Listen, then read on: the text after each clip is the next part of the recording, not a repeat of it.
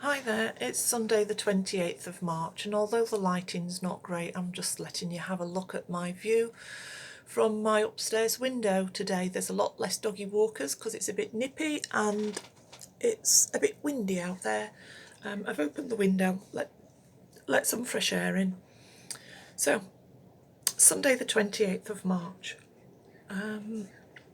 Today's subject is compassion. The expression of compassion. It leads to happiness. It makes you feel like you've contributed something.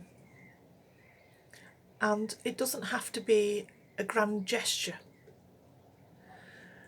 But as we're seeking to express that compassion, we'll always find somebody who's worse off than us.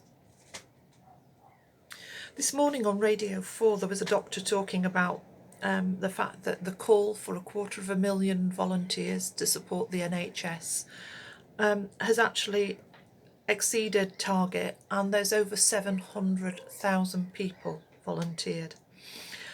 I think it's important at this point to say that it's actually the WRVS that's managing this voluntary input, not the NHS itself. The WRVS has for many, many, many years supported hospital work. In old films you'll see the ladies sat together making and rolling bandages, and that's what their role was. It sort of came out of I believe it came out of the First World War.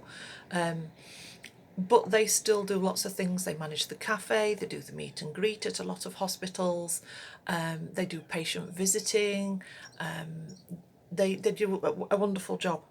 Anyway, 700,000. It's completely exceeded the target. And a lot of these people who volunteered have never thought about volunteering before. And perhaps they've actually never had the time to commit to volunteering. And we're all sat at home now struggling with social distancing. And this is a way for these people to consider helping themselves as they help others compassionately. Compassion for self, a kindness to themselves, finding something to keep them busy, keeping mind and body active, and keeping their emotions under control.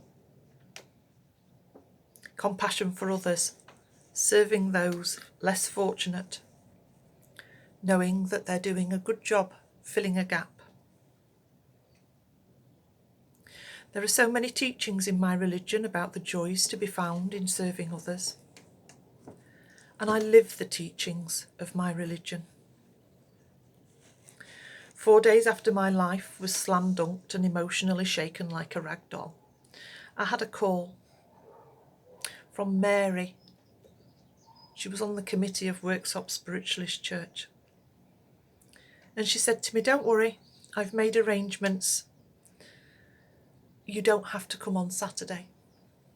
I was scheduled to visit that church. And my reply was, no, I'm doing it. I was living in suspended animation, just like we are now in social distancing and self-isolation. I needed something to do, something to reinforce who I am, or more who I was at that time. And you know there's always somebody worse off than you. So, 2 days after that,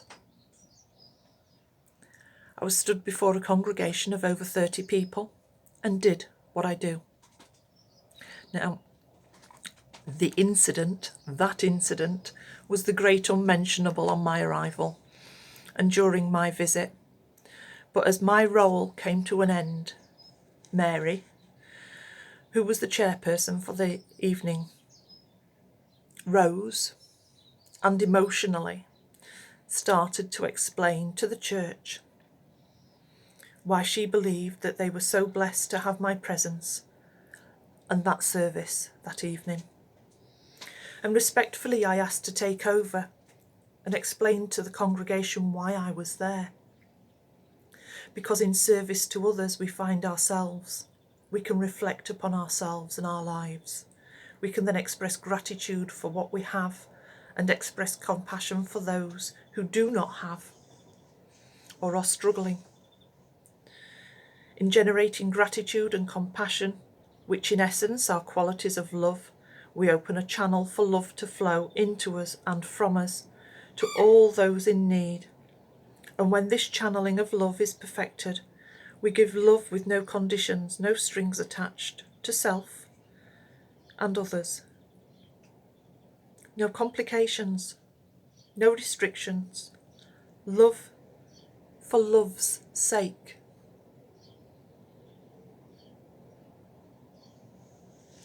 And yes, it is so important to volunteer, but it's also so gratifying to volunteer. But know that volunteers are needed at all times, not just in times of crisis.